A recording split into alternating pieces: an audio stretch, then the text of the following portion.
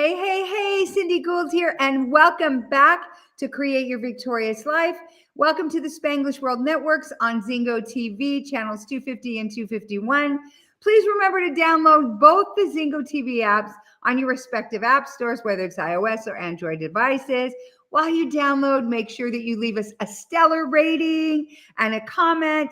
That app is totally free. Everybody loves free. Zingo TV is also available on Google Chromecast, Amazon Fire and Fire TV sticks, Roku and Roku sticks on all your smart TVs, not your dumb ones, from 2016 and forward.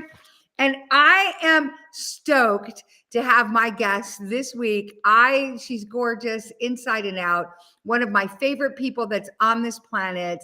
Liliana is, let me just tell you a little bit about her. She is a phenomenal athlete. She can share about that, and has been one her whole life. She's dedicated mama to two beautiful and amazing young men.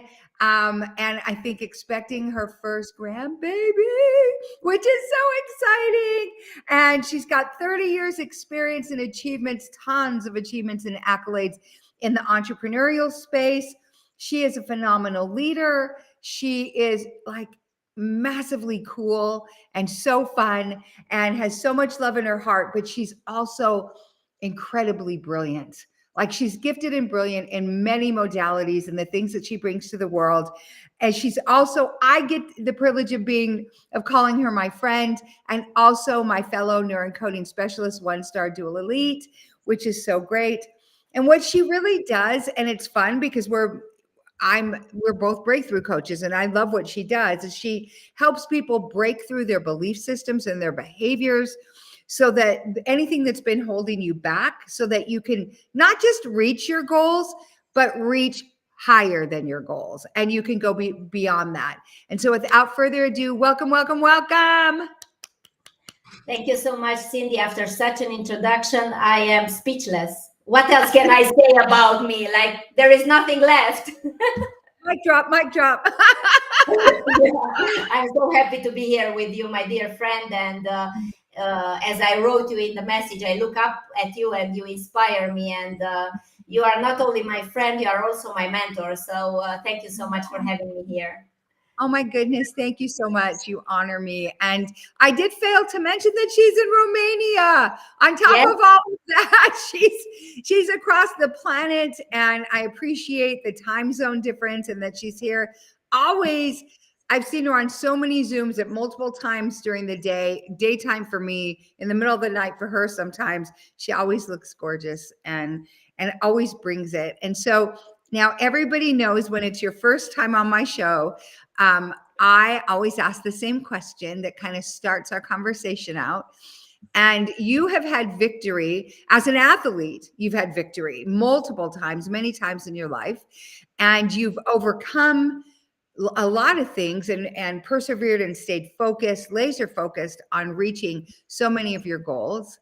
And I'm just going to throw this out there. How have you created victory in your life? And you can start anywhere. Mm-hmm. So everything started when I was 7 years old, and I got involved in sports. I was an athlete my whole life.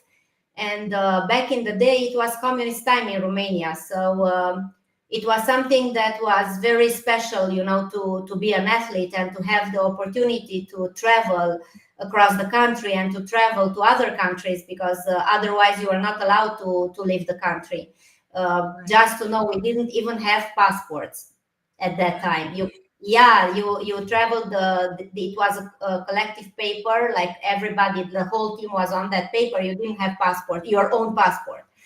And this was a big opportunity for me, to be special and to be something else. So I embraced sports. And now I'm so grateful for that, because, this was the best education I could get. Sports teaches you perseverance, teaches you discipline, teaches you, doesn't matter how many times you fall down or you lose a competition or maybe you're injured or something. Everything that counts is to get up back on your feet and start all over again. So of course, this was the best education for life. So when the communist wall felt down, we started, it was like El Dorado for us to go into business, because we finally had the opportunity to make more money and to have a better life. So I was so young. I was 21. I just finished university. So we jumped in, like we started, the businesses we conducted through all my 30 years of business. And of course, we didn't know much then, but because of the sports background, I was eager and ready to learn more and more and more. So I went back to school and I learned again, and we developed everything that we had. And then I moved from one country to another. I moved to Canada. I lived 6 years in Canada. Then I moved to United States. I lived in the United States. I had to keep. So a lot of things were going on in my life. And I had many obstacles. I had many difficult periods in my life. I got sick, I got divorced, I had, life, it's life. It comes with good and bad, but what you need to do is to navigate through everything. And this was my light. Like, I knew that I can, and I knew that it's never too late to start all over again or to reconfigure yourself. So I was 52 years old when I decided that I just want to leave the business world. It wasn't for me anymore. And I had it in my heart that I want to start something new, and I want to give more back to the people, and to give more back, because, during my life, I had a lot of help from my coaches, from my parents, from the people surrounded me, my business partners, and I just wanted to give back. So I decided, to enroll in the Neuroencoding Institute and to become a performance coach. Of course, my background helped me a lot, because I finished the sport university, and in Romania, when you are in the sport university, you have 3 years of sports psychology. So I had the background, I had the skills, but I needed a form, like a structure or processes and techniques to be able to use what I know. And this is what the Neuroencoding Institute gave me. So proudly, I can say that now I am part of this family, and I'm doing this. It's the pleasure of my life. I'm so happy. I'm never too tired, or it's never too much, And what repays me for everything that I do, it's when I see my clients smile, when I see they smile and their life improve, maybe just 1 inch. And it's immense. It's huge. I'm so happy for them. And a few days ago, one of my clients, he's going through a very tough period, and I actually, he told me, "Man, you want me to succeed more than I do?" And I said, "Yes, I want for you to have a happy life." And he said, "What you are doing and the energy you are putting in our coaching sessions, they don't let me fall. Like, you keep me on your palms, and you just push me. And this is because I love what I do." And same with you, because we come from the same family. Yes, we do. And you know what? There's so many things. So I tell people that, the privilege I have of hosting my show is it's like a big master's class, and I have notes. Like, I have a notebook where I'm writing furiously all these little things, these nuggets of things. And one of the things that I see consistently for you is, and knowing you like I do as well, even in the midst of, whether it was the sickness, the divorce, the moving, even moving is like a big deal. And then having children and moving and doing the things, moving is a big deal when you move within your city or your country, but moving to other countries, whole different ball game. And what I see with you is that your athletic background, starting at age 7, like, your athletic background served you in a way that it gave you discipline, it gave you focus, it gave you perseverance, it gave you suck it upness. Like, you just, when you're too tired to run that next lap, or too tired to do that thing, you still did it. And I think that, how did that play, and how does that continue to play, even in how you craft your coaching now and what you offer? Because you do a lot of workshops from basic levels, like I want you to share what you do with all the coals and all of that, and also to your upcoming workshop with the bankers, like, and you work within government, you know, you've got such a wide variety. Yeah, actually, when you are in sports and when you have, exactly as you said, that discipline, you don't negotiate with your mind.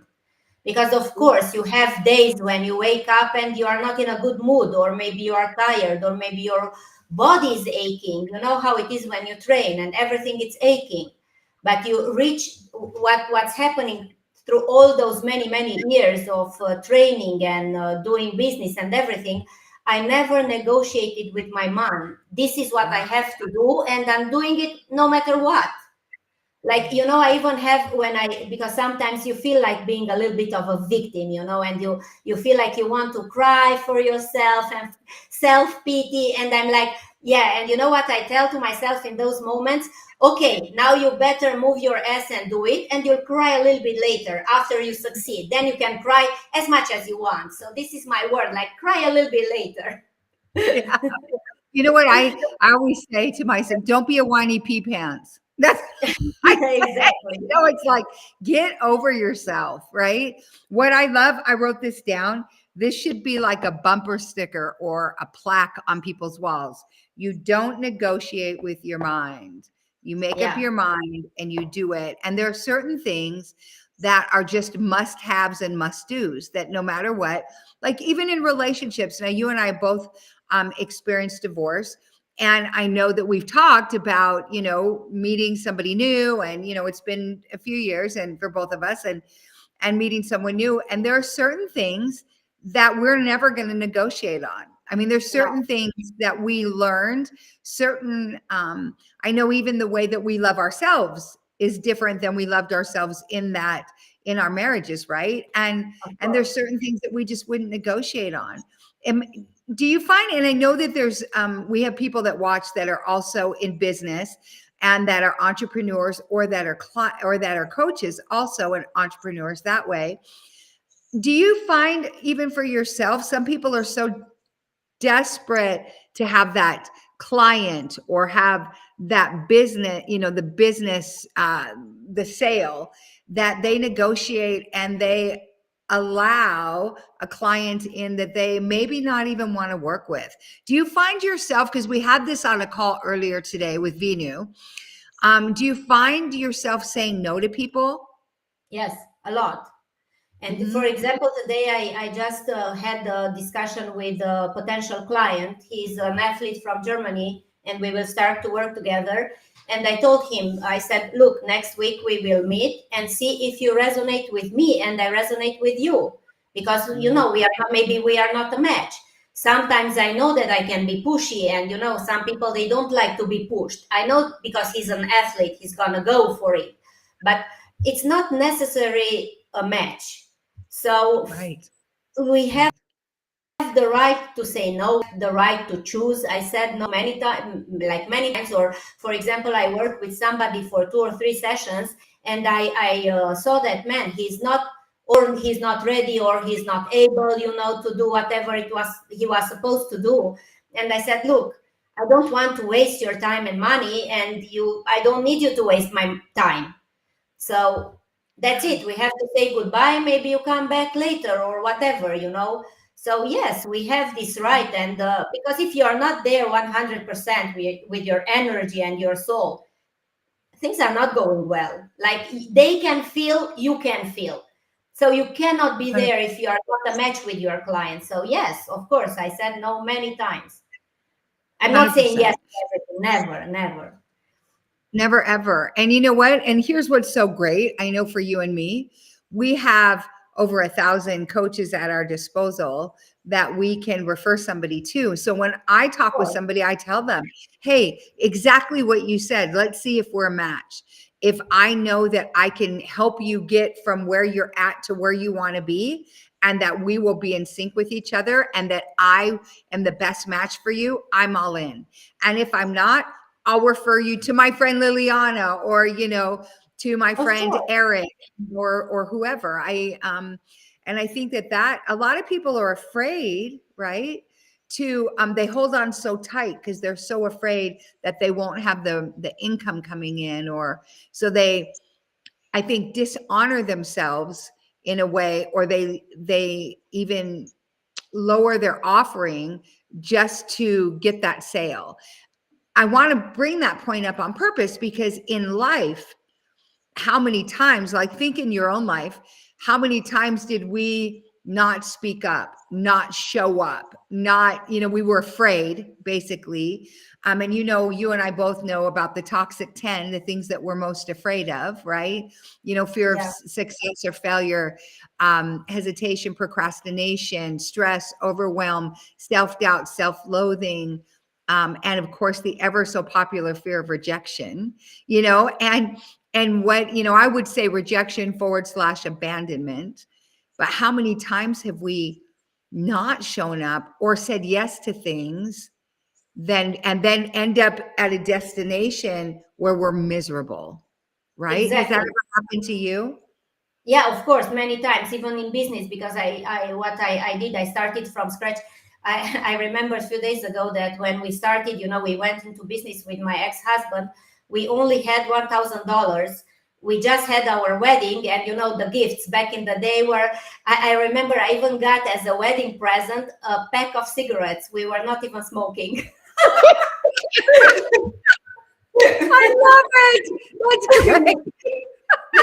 We got an envelope and we were, oh my God, there's so much money in this envelope. And when we opened the envelope, it was a pack of cigarettes. That's great. Cool, back in the day. So we only had $1,000 and we started with those money. And, during the 30 years of business, we built from green 2 factories, an alcoholic beverage factory and the lubricants motor oil factory. Then we had we had real estate developments, and we did a lot of different businesses. Not all of them were successful, of course, because life it's like that. You learn, you just go and learn. But the most important ones, they survived, and they are still on the market, and everything is going well with them. I gave them away, but that doesn't matter. They are still there. But like you learn, you just move on and learn. When you are not successful, again, I'm gonna go back to sports. Like I was listening to Roger Federer, a few days ago. He gave a speech to a university, something, and he was telling those kids, like, even though he was the best in the world for so many years, he said, when I count my successes and my failures, I had more failures than successes, because like it's not always winning. But what you need to do in that moment when you fall down, when you are injured, you just move on. You just move on. You don't look, never look back. Just learn from your past and move on. Look into the future. See all the possibilities that are in front of you. So yes, this is what I did. So of course, there were many times when I did mistakes. There were many times when I said yes when I shouldn't say yes. But what's good is with age you become more wise. So that's a good point that I'm in my 56th already. So what a gorgeous 56 you are. Now, I love that you said that with age you become more wise. I had a conversation with my son Nicholas, who's also an athlete, and this was years ago. And as we watch even our parents' age, we watch people we love age. You and I are close in age, and I'm older than you, which is great. And and thank you. But what's interesting is when we do that, my conversation with Nicholas was, hey, the more reps you do, the more weights you lift, the more miles you run, the more things you do, the more snow you walk practically naked in, the more cold water dips you do, all the things, right? The breathing, all of it, your body is in peak form and in peak shape. And like, if you look at the blue zones, right, in the world, where people where they've, have through the roof centurions that are living well past 100 years old. In fact, one of our girls, Aviva, in the Institute, her precious, beautiful grandmother is 106 and kicks butt. Yeah. Joseph went to her home and interviewed her. Yeah. And she was playing the piano and everything, and just amazing. And when you look at that, my conversation with Nicholas was, as people's minds deteriorate and things, to me, the older we get, the sharper our minds should be, the clearer our minds should be, the wiser, right? And I know that there's things that you teach in your workshops with one of your friends that you guys have partnered with. I remember when you started doing this. Share with our audience like that workshop that you do, because it's highly successful, but it's something that I believe doesn't just feed your body, but it really works on the mind as well. Yeah, so my partner, he's a Wim Hof certified instructor. So what we do together, we do winter travels. What means that we take people in the middle of the winter, half naked. They are just wearing shorts and the girls' bras. And we go up in the mountain, and then we immerse in waterfalls, in rivers, and sometimes there are minus 15, 17 Celsius degrees, which is like freaking cold, of course. And they can do this because we climb on the mountain. For example, last time the climb was for 2 hours, the trekking. Wow. And it was very humid and it was snowy, and we had very tough conditions, but everybody could do it. Why? Because they were laser focused and they learned how to meditate through their walk. They were not allowed to speak a word, just to stay focused and just look at the step in front. One step, another step, and just like that. And why they can do this? Because we train their mind. This is the most important thing. You said about that lady that's 106. And you know what I noticed? Because I went back to school not long ago and I started to learn so much and to be part of all these workshops and everything that I'm learning. And I remember things like I never thought of them for years and years. I'm more focused. I make better connections. When somebody tells me something, that I can make better connections now. And this is all happening because what I'm doing, I'm training my mind every day. So that's the secret. And you know, I noticed something else, and this is coming also from sports. Even if you did something 100,000 times, never take a shortcut. It's not working.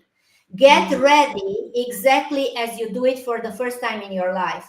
For example, I train athletes, and you know, they have the competition and they do the warm-up, and maybe they have the first session in the competition. And it just happened not long ago. I am training this amazing boy. He's 15 and he's in the national team of Romania. He's in fencing. And you know how kids are at 15. He won the first matches and then he got cocky because he said, okay, I'm so good. I'm on the wave. I'm riding the wave. So when the next came, what he did, he went on a shortcut with the warm-up. Of course, he lost, but I was there with him, and I said, okay, he needs to learn a lesson. So I'm not gonna jump on him. I'll just let him. I noticed that he's not doing right what he's doing, but I said, okay, he needs to learn this lesson, not because I am telling him, because he needs to have this experience. And then I told him, you know why you lost this match? Because you tried a shortcut. It's not working like that. Doesn't matter. You did the same thing for, I don't know, 20, 30 years. You still have to go through the same preparation every time. That's it. That's it. It's done with a purpose. Well, it's like something I wrote. I'm already on my second page of notes, Liliana. Something I wrote on the first page is I just put in parentheses strategy. And while you're talking, I love to cook. I create meals. I love it. I like to make things beautiful and yummy. That's my goal. But you know what? It's interesting because if you're making a cake, you don't, oh, well, I think I'll do without the sugar this time. Or I think I'll do without the vanilla when you need vanilla for a vanilla cake, right? It's the same thing with shortcuts. It's like if you negate one step or one piece of it as an athlete, and I know this just, you know, in my own life and the things that I did in sports, as an athlete, it could easily cause injury. Not only that, but when you've trained your mind with a certain strategy and a certain discipline, when you skip that step, you're hijacking your brain like, oh, wait, pivot, and like you said, your guy didn't win, your young athlete didn't win. So for you, talk to us, because there are so many people that I know that my son Nick does the Wim Hof, and I remember him posting massive pictures of dog and his fiance, with Casey and with some of his guys, his team, and they're in their shorts in 4-foot snow kind of thing, or whatever. There's deep snow, and that's it. They're in shorts, and she's in this sports bra and shorts, and they've got the dog and walking, and tell people what the benefits are of doing something like that, but on a regular basis. My brother Jay, he does cold water dips every single Sunday, and he's got a group of people that meet him winter in the snow in Utah, or summer in the river, the same river, and they meet every week. What is the benefit to, like, some of the health benefits and also mind benefits of doing that? Helps a lot with depression and anxiety, because when you do that and when you succeed, you have a lot of dopamine, and you have a lot of serotonin, then it helps a lot with pain. It's an anti-inflammatory thing, the ice. It's just like, just remember how many times the doctor told you put some ice on it. So now you put some ice on the whole body, like it's the same thing. Then it helps you, to laser focus, because when you get into that ice, for example, the longest I was in ice was for 6 minutes, and I was up to my neck, and the water, because they measured the temperature, was 0.5 Celsius degrees, which is almost, to the freezing point. It was a swimming pool full of ice.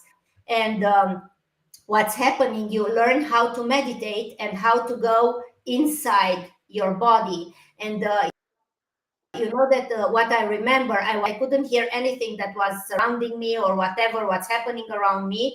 And I said, okay, I need to find something to help me. So I imagine that I have a big sun here in the middle of my chest, and that sun sends warm to my, heat to my fingers, because what's happening when you go into the ice, the first things that are freezing are your fingers and your toes, because all the blood goes to your organs to protect the organs.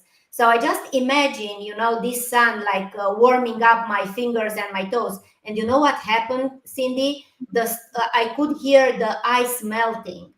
I had so much. Yeah, exactly, because everything is the power of the mind.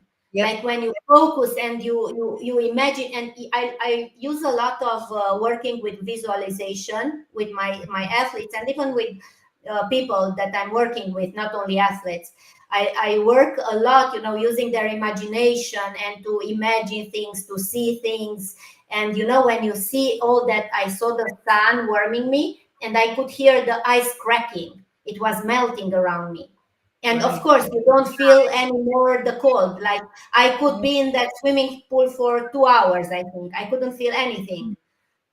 What's so cool about that is I joke around, but I really sincerely meant this. I lived in Seattle for a little while, and people tease about Seattle. It's rainy, it's this, it's that. And I moved to Seattle from Hawaii. So, I mean, to go from that environment but it's beautiful and green, and it's still on the ocean, right? And I remember somebody saying to me, Cindy, how do you deal with all the rain? And it took me aback, because immediately out of my mouth, I said, what do you mean? I'm my own walking sunshine. And literally, I didn't notice how rainy it was, because that was the mindset I had, that I was my own walking sunshine. And wherever I showed up, it was sunny. And I still walk that way. You know me, so that's how I roll anyway. But it was interesting for me, because it's exactly like what you said, and the power. Like, even yesterday I connected with someone that I love and treasure, and I just said, hey, when I sent her a text, she said, I've been thinking about you for 2 days. I said, weird, because I've had you on my heart for 2 days. And it's that same thing. It's just locking into a frequency, right? Of doing that. And so, which leads me to my next question with you, because one of the things you do is something that I know even our common friend, our good friend, Johnny Pardo in the UK, he's just getting certified also in the somatic breathing, and some things that he's doing with that. And one of the things that you guys offer, you and your partner offer, business partner offer with Wim Hof, is also the breathing, right? Yeah, holotropic breathing. Yes. So maybe share a little bit about that and the benefits of that. Yeah, so this is a method that was developed by Stanislav Grof. He's a psychiatrist. He's 92 years old, and he's still teaching and he's still lecturing a lot. Yes. And my partner studied with him for 8 years. And what he discovered, that with the help of your breathing and music, a certain kind of music, you can access your subconscious mind and get informations from there. And these camps, like we do them for 4 days. Everybody has 2 sessions of breathing, because one session lasts for 3 hours. So you are constantly breathing, like powerful breathing for 3 hours. And then for example, I'm going to just share from my own experience. When I tried it for the first time, I was claustrophobic. And everything started when I was pregnant with my older son. I couldn't get off the dress, a dress, and I started to be claustrophobic. And, from that moment, I couldn't go into an elevator. I couldn't be where a lot of people were. And, I struggled with this for many, many years. And I was like, what's happening? Why? Because, I couldn't understand. So when I was in one of these holotropic breathing sessions, I went all the way back into my mom's womb. I remembered that when I was just a fetus, the umbilical cord was wrapped around my hand, my tiny little hand, and it was squeezing my hand. Wow. So it was coming from there. And when it started, when I was pregnant with my boy. Wow. So exactly. So, when I relived, it was a trauma for that tiny little fetus, And when I relived the trauma and I understood exactly when and why and what happened after I came out from that holotropic session, breathing session, from that moment I was never claustrophobic again. Wow. Like I was healed because I understood what happened. So this is what you do with all this kind, because I just told you that this weekend I was in London to work with Richard Bandler and Paul McKenna, and we learned hypnosis. And what are they doing with hypnosis? The same thing. Like what you do, you can access your subconscious mind. Yeah. And they had a metaphor which is amazing. Our subconscious mind is like a huge room filled up with all the information, like full of furniture, let's say. And our conscious mind, it's those little flashlights, just like a dot. When you light them up, you just see a little bit, like a tiny. Yeah, and they said this is our subconscious mind. And when you go with that flashlight in that big, huge, dark room, you just see a little bit. But when you overpass this conscious mind of yours, you get access to all the information you have in your brain since you are just a fetus. Like everything is stored there. And you can use this information, for your benefit, to grow, to become better and better, and to overcome fears, phobias, and everything. So I am a curious person. So whenever I have the chance to learn, I'm gonna go and do it. And I decided long ago that I'm gonna only learn from the best. I'm gonna go directly to the source to be certain that I have, I get the first-hand information. Yes. Hey, and welcome to my brother from another mother, Eric Stenlake, who says Liliana Lucian is an amazing coach. And yes, she is. She is such a rock star. You know what I love about what you said is because I, had the privilege of doing my NLP certification through Steve Linder this year. And one of the things that, when we talk about and he calls it our unconscious mind, and here's what's so wild about it, and people don't get this, is that it sees everything and takes everything and nothing personal. You know what I mean? It's a collector of information into a big, like you would say, a big room. And And for me, it's like this big warehouse, same thing, just this big warehouse, like you said, of stacked furniture and all these things in there from all the way back to, like you said, your memory of being in your mother's belly, of being in the womb. Exactly. And you don't even, they're all tucked nice and neat, and stored, or maybe your warehouse is sloppy and everything's just thrown in there. I mean, whatever, right? One thing that I don't know if you ever read the book from Eckhart Tolle, The Power of Now. And he talked about, remember this study? He talked about there were people, I don't know if it was he or somebody, had people on the street somewhere and just observe everything. And then afterwards, at the end of the street, okay, write down everything you remember. And one would say like a red car, or there was a dog barking, or whatever. And then they were put like under hypnosis, like, and really in a meditative state.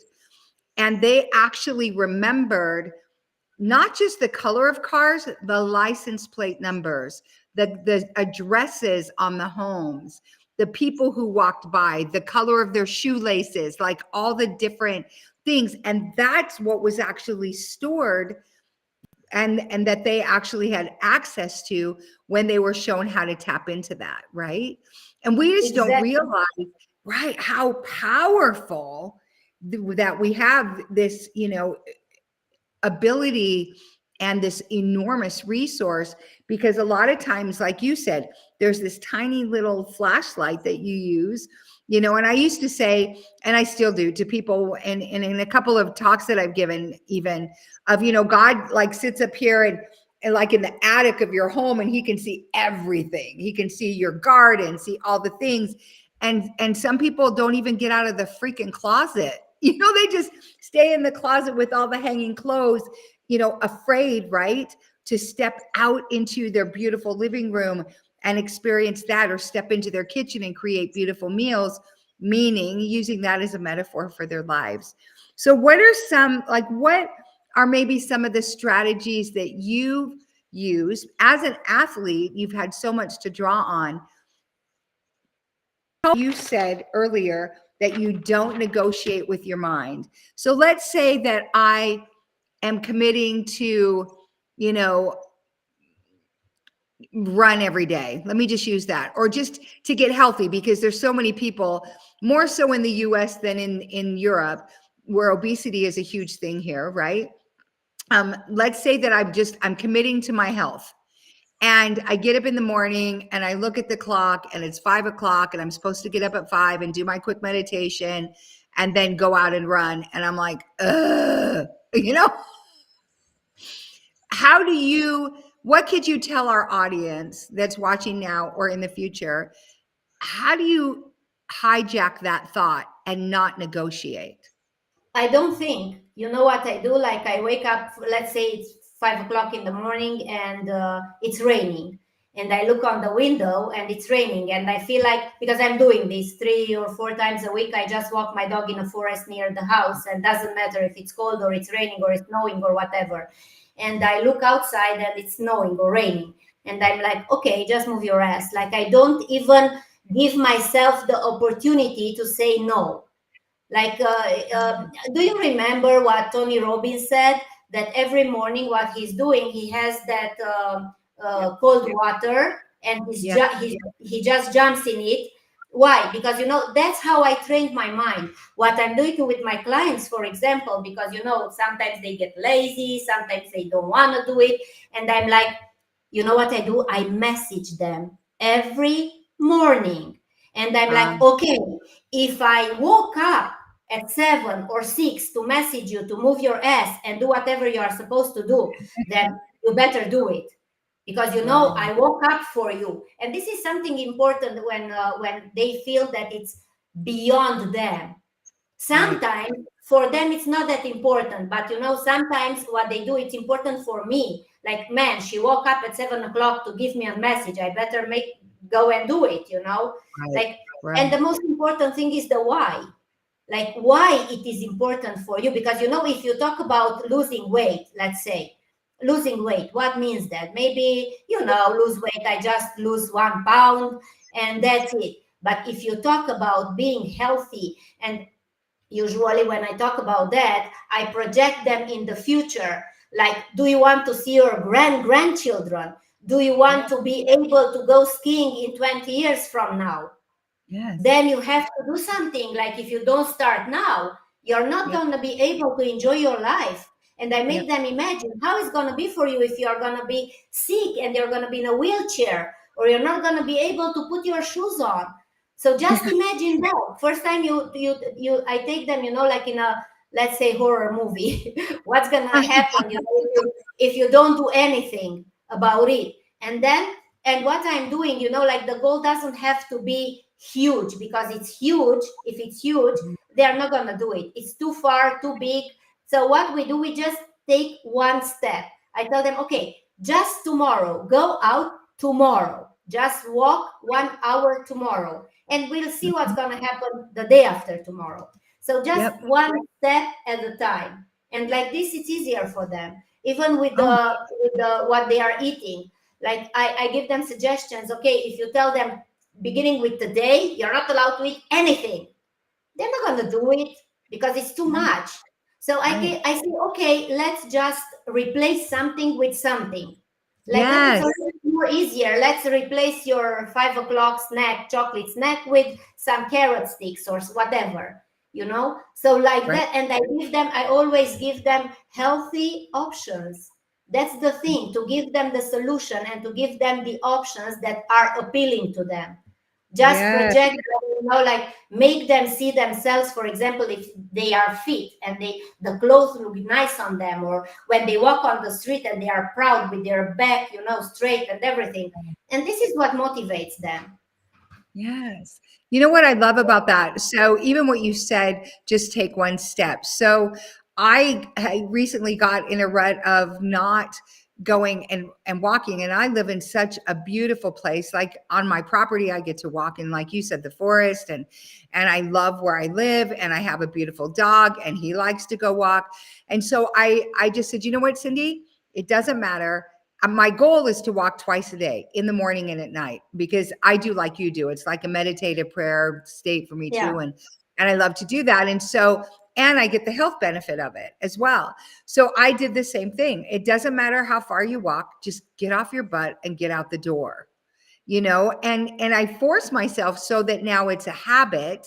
Exactly. That it's just, get up, grab the leash, grab the dog, go. It's just like, let's just go. He's used to it. He's ready. Like, hey, are we going?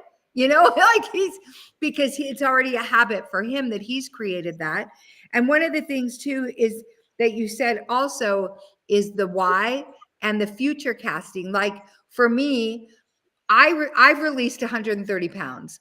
Now, I wasn't always overweight. I had a few miscarriages, and one of them in my 40s, and one of them I was 6 months pregnant. So after that, and I miscarried a little boy.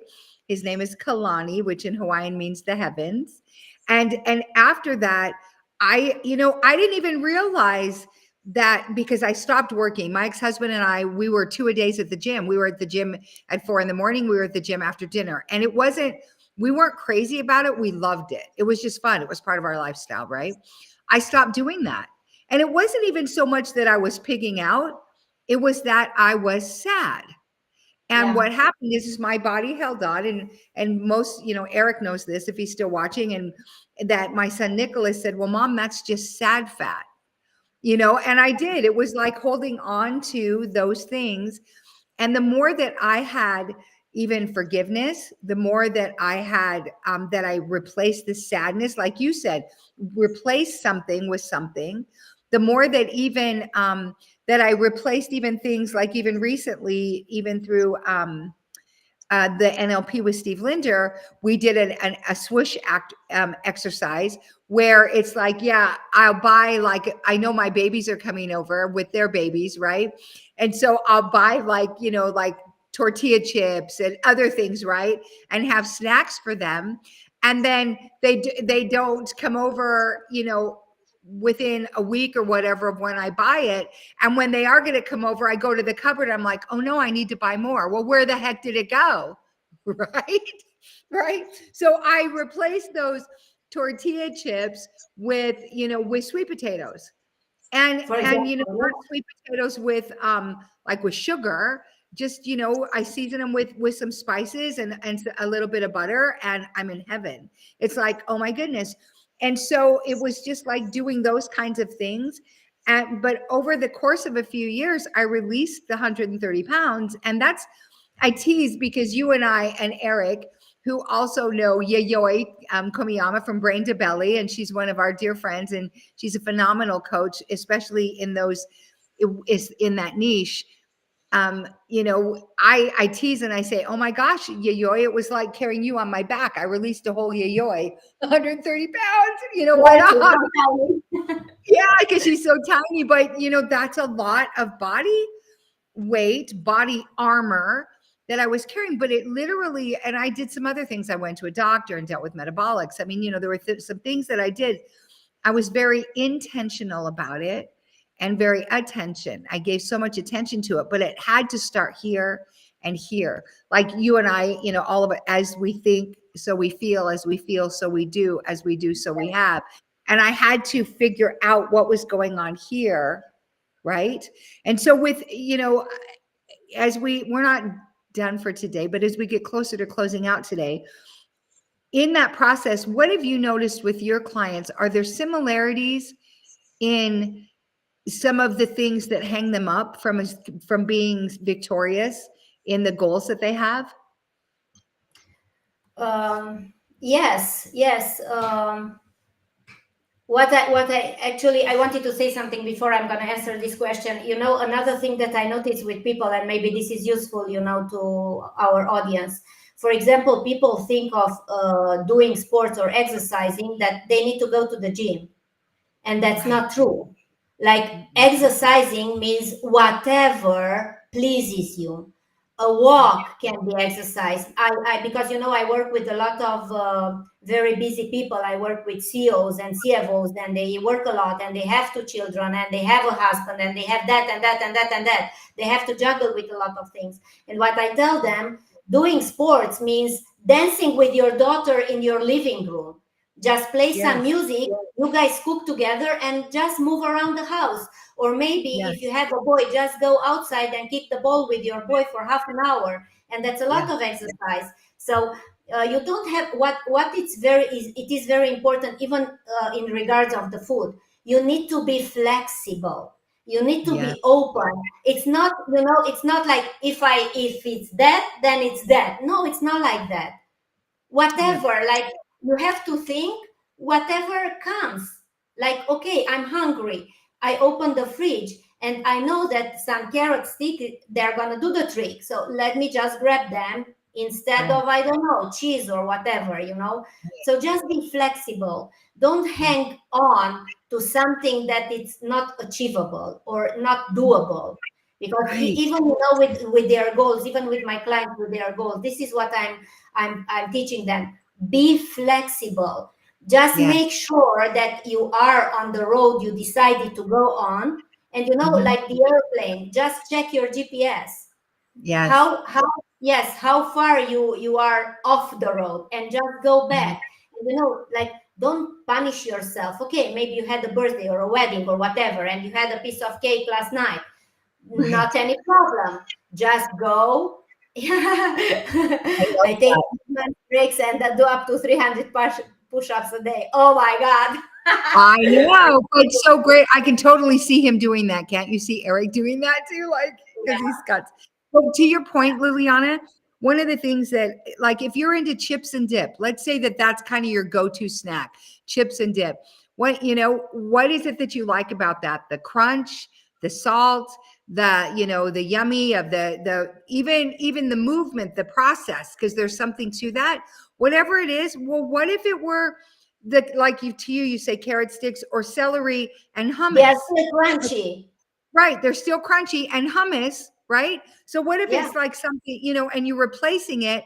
And what I noticed, and I know that you can attest to this, that you don't feel like self, or I mean, you don't even necessarily feel like I literally don't.